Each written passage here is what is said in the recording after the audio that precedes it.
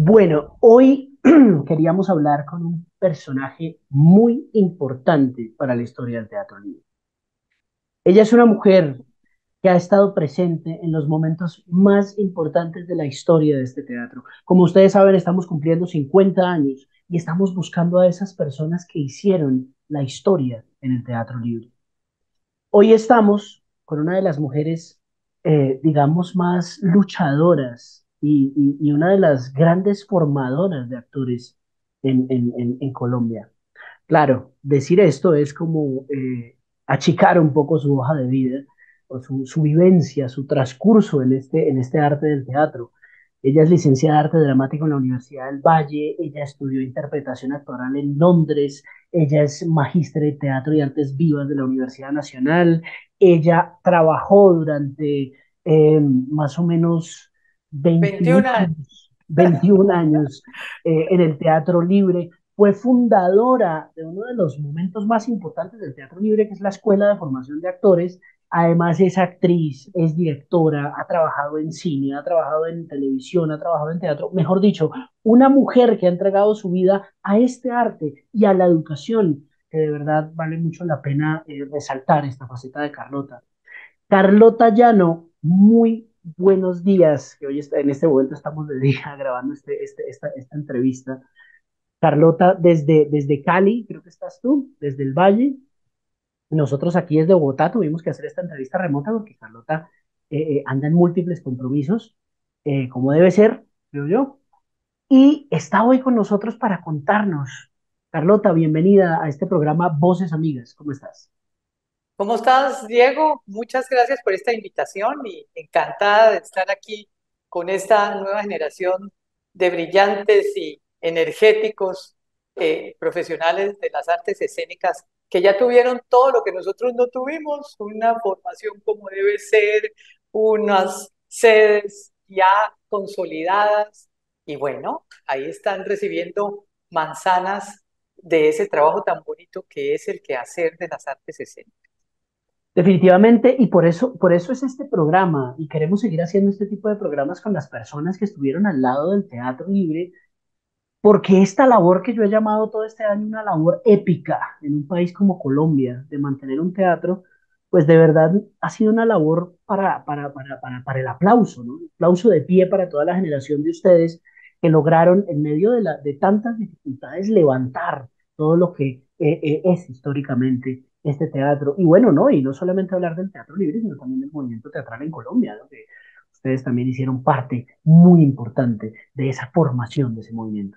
Carlota, pregunta, ¿cómo llegaste tú al teatro libre? ¿Cómo fue esas primeras experiencias con el teatro libre? Yo me fui de Cali a los 17 años, contra viento y marea, a estudiar medicina a la Universidad Nacional de Colombia. Tenía el orgullo de haber pasado en la facultad mejor del país, iba a ser médico, y no gustaba mucho en mi casa, no gustaba realmente, pero yo dije, si no es en la Universidad Nacional de Colombia, la mejor facultad de medicina del país, no estudio y me fui. Esta época, esto es año 75, segundo semestre, era una de las épocas más convulsas. Uno llegaba a la Universidad Nacional de Colombia y es, compañera, venga, nos tomamos un tinto, ¿usted de qué grupo es? Yo salí de una burbuja, de una familia burguesa caleña, donde teníamos un mundo, sí, un mundo que después obviamente se quebró con toda esta evolución de país. Y me impresionó tremendamente cómo era la realidad afuera. Y más teniendo que vivir esta presión en la Universidad Nacional de Colombia de ¿usted de qué grupo es? Yo me di cuenta de que había que cambiar el mundo. La realidad es que el mundo nos cambió a nosotros, ¿cierto?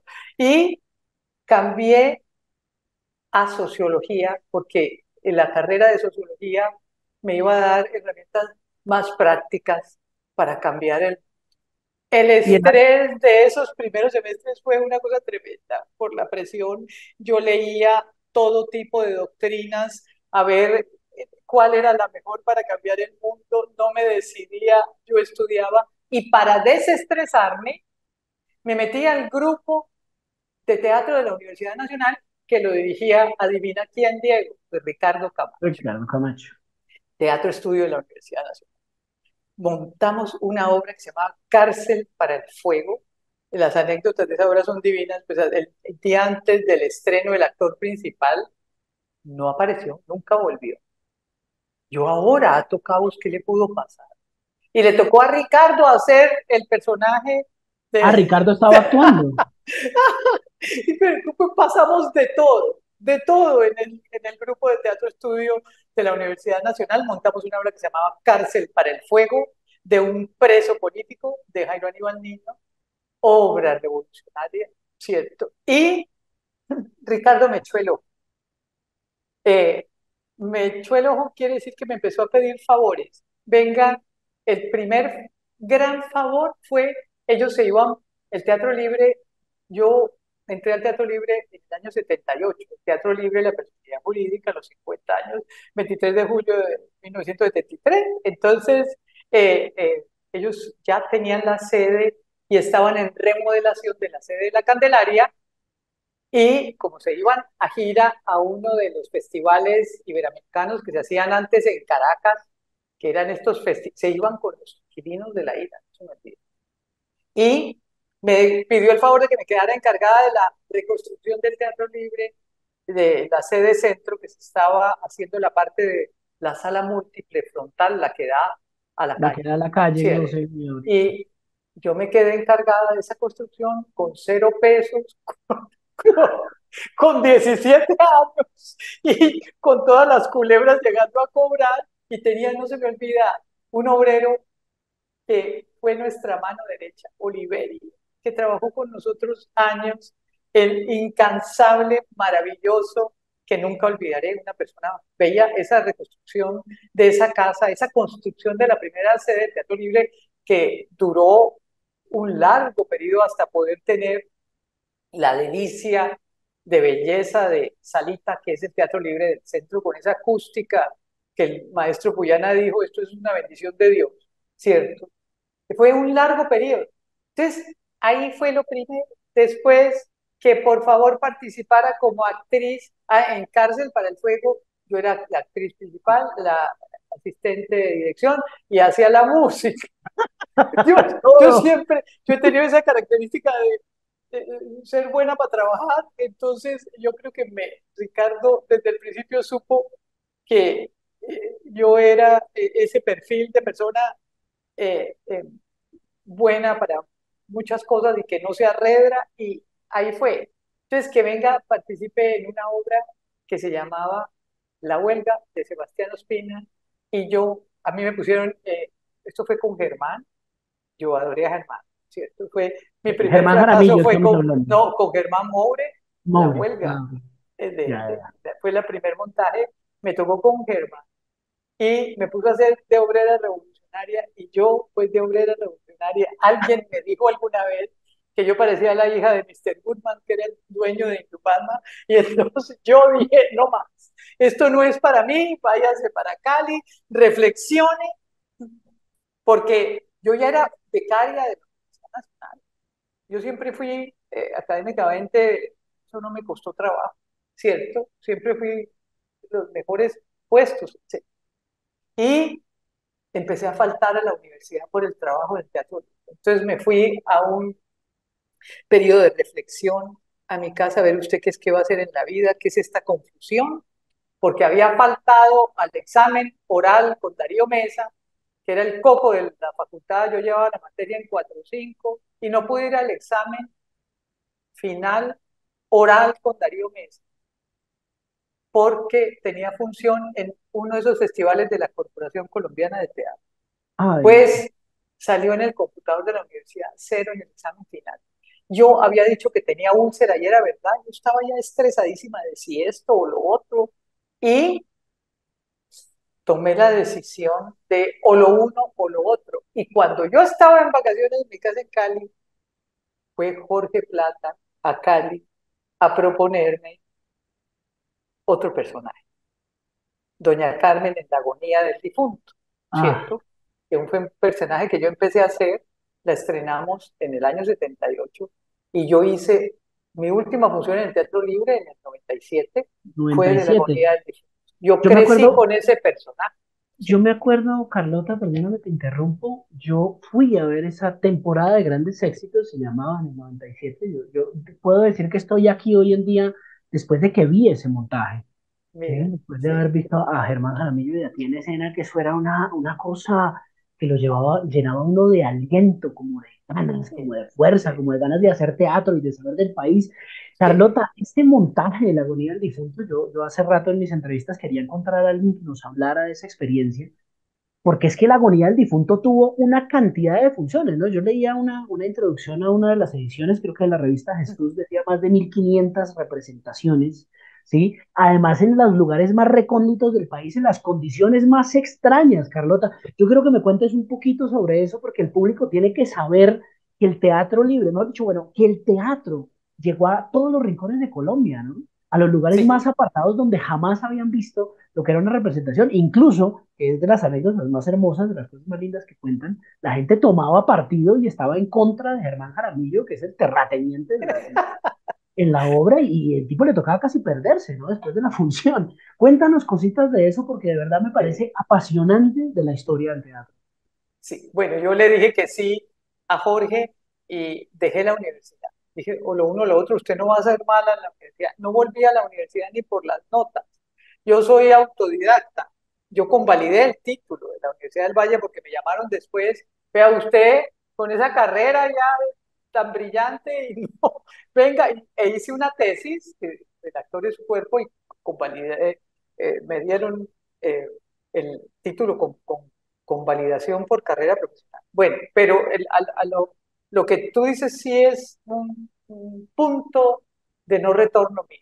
La agonía del difunto sí me capturó a mí para el teatro. Fue una experiencia divina. Yo vivía en una burbuja y conocí en qué país, de qué país era yo con la agonía del difunto. Eso es un privilegio que yo no me canso de agradecerle a la vida, ¿cierto? Para preparar la obra nos fuimos en la época de Corralejas, en el año 78, a Córdoba de Sucre, de pueblo en pueblo, de Corraleja en Corraleja, a conocer ese mundo. Las anécdotas ahí son infinitas. Germán y yo nos hacíamos pasar por unos periodistas franceses y nos sentábamos al lado de los terratenientes en las corralejas para conocerlos mejor, ¿cierto? El combo, y bueno, tenemos con qué agradecer. Livia Esther llevó el registro y en la función número 3000, Livia Esther dejó de hacer el librito de las siguientes funciones de la agonía del difunto. O sea, tiene Eso, más de, yo, tiene tres sí, mil funciones, ¿no? eso fue una, pues nosotros ya no llevábamos la cuenta. Entonces, conocimos ese mundo de las corralejas, ese mundo en que tú ibas todo el día y seguía la finca del mismo terrateniente, el mundo de las ligas campesinas, que ya había varias. Esa fue una zona que de los primeros proyectos pilotos de Carlos Lleras Restrepo, yo la había estudiado en sociología de reforma agraria. Entonces, había ya esta contradicción viva, latente, entre el latifundista, que había sido también en muchos casos un campesino que se había apropiado de unas tierras, y los campesinos sin tierra.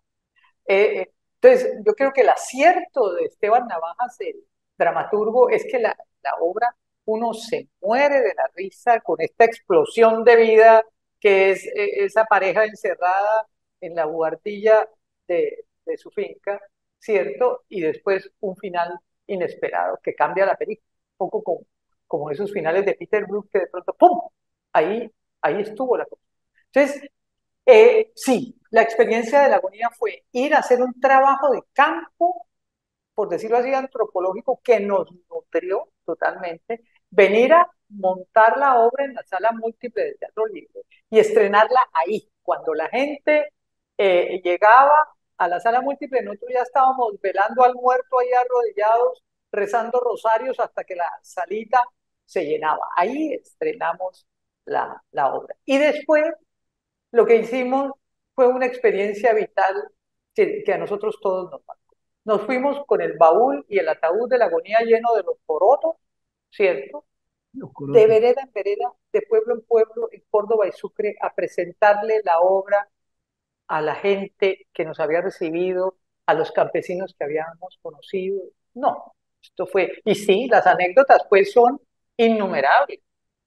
Nunca habían visto teatro, entonces el uno gritaba, dale un planazo, y el otro le gritaba, está vivo, y el otro le decía, aguántalo, aguántalo, y nosotros hacíamos las funciones debajo del poste de la luz, con los faroles del carro del indómito, el indómito le pusimos un chip que nos transportaba, que era de un compañero, y conocimos una generación que yo admiré profundamente y de la cual ahora hay un libro que sacó Leonel Giraldo, ¿cierto? Que solo teníamos el día y la noche. La generación de los descalzos del MOIR, que eran gente que se había ido de la ciudad, estudiantes muy bien preparados en general, a trabajar para formar ligas campesinas para ayudar a la gente a organizarse, a conseguir sus derechos, ¿cierto? Yo me crié, yo nunca fui militante, pero yo me crié con una generación de militantes que respeté profundamente, a los cuales ayudé. Yo nunca fui ni de cédula, ni de nada de eso, eso no fue conmigo, ¿cierto? Pero que me regaló una cosa, Diego, que quiero consignar desde mi punto de vista como el tesoro que me regaló a mí el Teatro Libre, la mística. Todo lo hacíamos con, con una mística, con unas ganas, con un don de servicio. A mí se me quedó eso impreso y ese es mi tesoro. Yo sigo trabajando y seguiré trabajando hasta que tenga este don de la vida para servir. Nosotros, esto era el total servicio para la comunidad. Era el don de dar. Yo lo entrené ahí, a mí se me abrió en el corazón una capacidad de dar. Por eso mis años de profe fueron tan ricos, ¿cierto? Porque es esta apertura hacia los demás y este deseo de servir y de cambiar, de ver una transformación, aunque sea pequeña, de la vida. Mi reflexión ahora, cierto es, pues no se podía cambiar el mundo, ¿cierto? ¿Cierto? No, la revolución que ellos planteaban no estaba a la vuelta de la esquina, ni mucho menos. Uno puede cambiar ese pequeño entorno a un alumno, darle una lucecita, con una función. Yo después en mis monólogos que hice otra vez, viaje tras viaje tras viaje, la gente después de oír Mujeres en la Guerra queda distinta.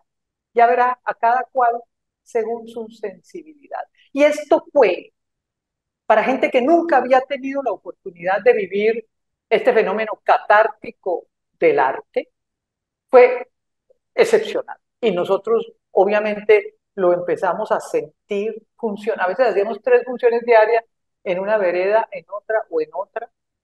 La gira de la agonía, una vez se nos fue la luz, se fue la luz en el poste debajo del cual estábamos, era el único poste que había en la vereda de luz y se apagó el bombillo. Y la obra tenía 2 cirios, nadie se movió. Y nosotros seguimos hasta el final y mira, el cabito de vela terminó de este tamañito y pudimos terminar. Qué La maravilla. gente, eso fue, yo conocí al país. Es una realidad muy triste y te voy a contar además, porque yo tuve después el privilegio de ver esta realidad de los terratenientes y los campesinos y volver años después con Patricia Lara, que para hacer trabajo de campo, para conocer uno de los personajes de Mujeres en la Guerra, que se llama La Chave, que es una mujer de Córdoba que primero fue afecta, como dice ella, a la guerrilla y después por los horrores que hizo la guerrilla se pasó a los paras y terminó en la cárcel, etcétera. Y yo tuve el privilegio de ir con Patricia a conocerla a ella y ver esta realidad que había visto en el año 78, verla en el 2004 con nuevos dueños de la tierra llenos de cadenas de oro que eran los jefes paramilitares, antes de que el país destapara eso. Para mí fue tremendo saber, ahí acabé de entender la realidad nacional y saber que yo solo puedo hacer mi pequeña labor, en mí primero que todo y en los que estén a mi alrededor.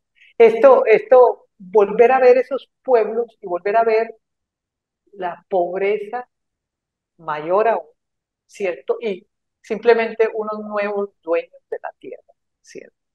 Muy duro ver esa realidad tan cruda que tienen territorios tan bellos, porque esas tierras son absolutamente bellas, uno puede, se fascina con los campanos, las ceibas, los árboles son prodigiosos.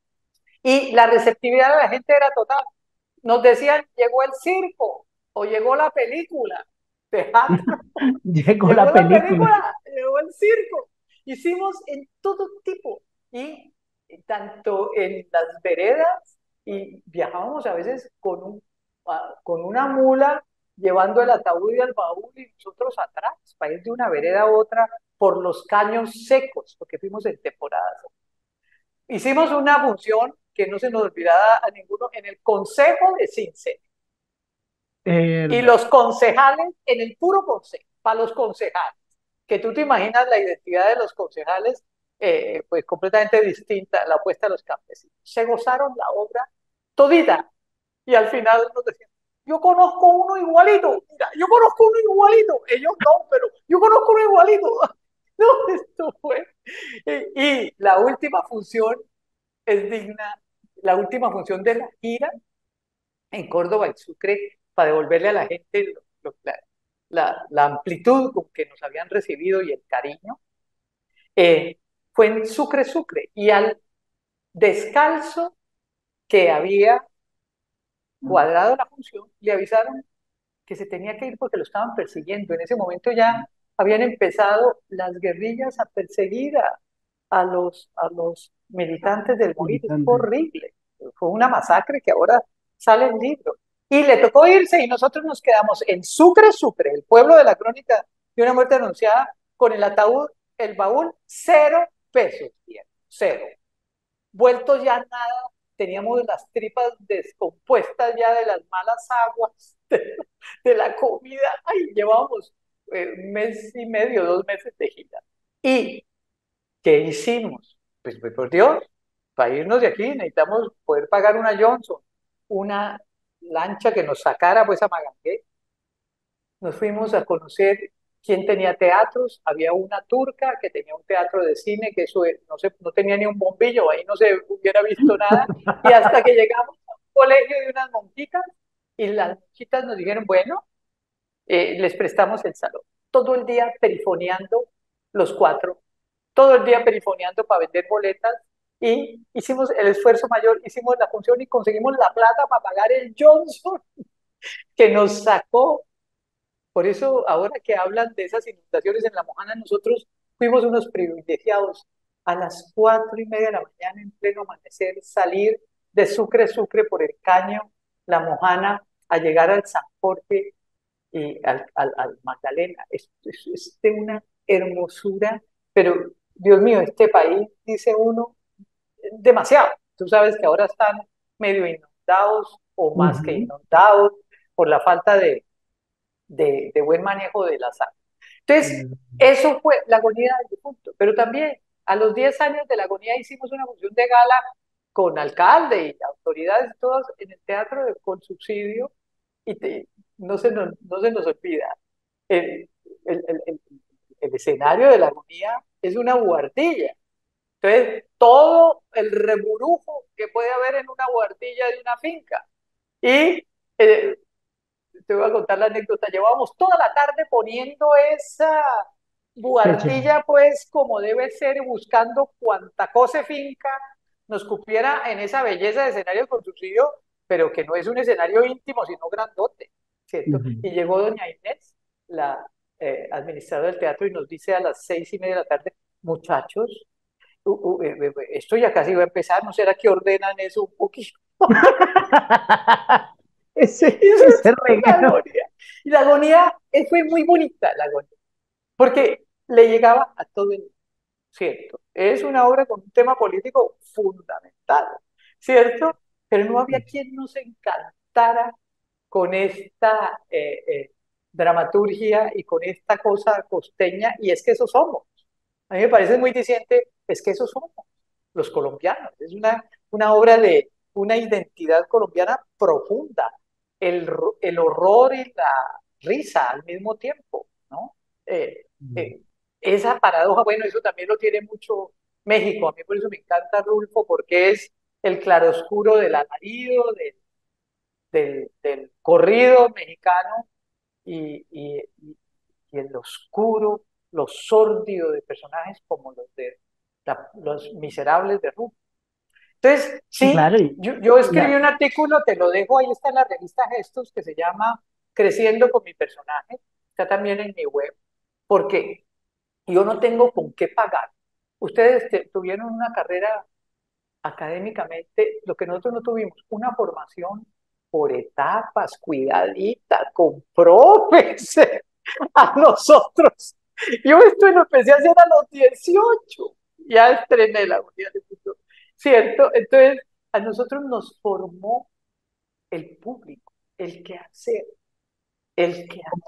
nos formó. que Y, es una y, ruta y, importante y para el aprendizaje sí, en el teatro, ¿no? sí, Es lo mejor, ¿no? Las horas tabla, dirían, sí, ¿no? señor, Tablovsky, el profesor Tablos. Tablovsky, que todavía alguien me preguntó hace poquito quién era este, el ¿Quién es? escenario, pero el escenario de cualquier tipo. La agonía del difunto se ha presentado en, en, en los mejores teatros y a la ribera de un río, a Germán Jaramillo no se le olvidaba, ¿te acordás de esa función que hicimos? Había una señora que se estaba muriendo en una casa campesina y se oía esto y nosotros al lado haciendo la función. Sí, No, sí, ay Dios, pero qué belleza lo que es conocer nuestra.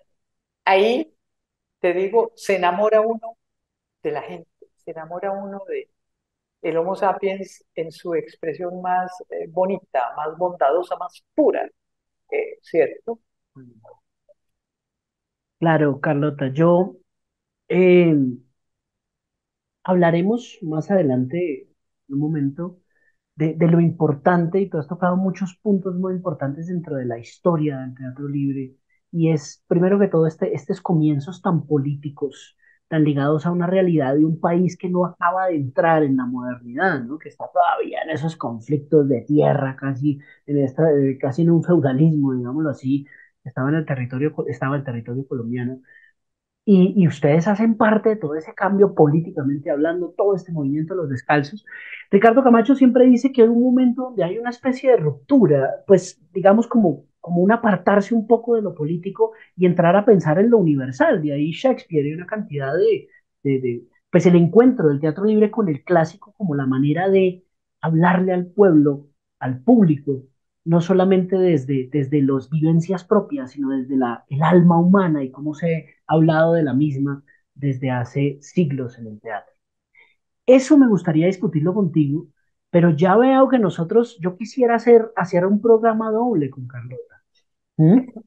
Ya hemos hablado un montón y de verdad que tu testimonio como actriz, como además como persona, insisto, como formadora, pero además como una persona tan apasionada como tú debes hablar, merece que hagamos otro capítulo de este programa. Entonces, yo cerraría por hoy esta conversación, en este momento, y en el siguiente capítulo hablaríamos de esta faceta política para seguir hablando de otras cosas importantes del teatro libre, porque esto no nos va a caber en una conversación corta, te cuento.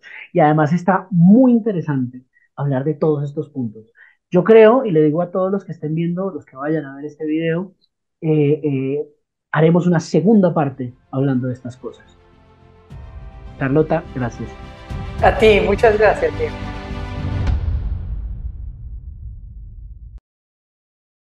Colombia, potencia de la vida.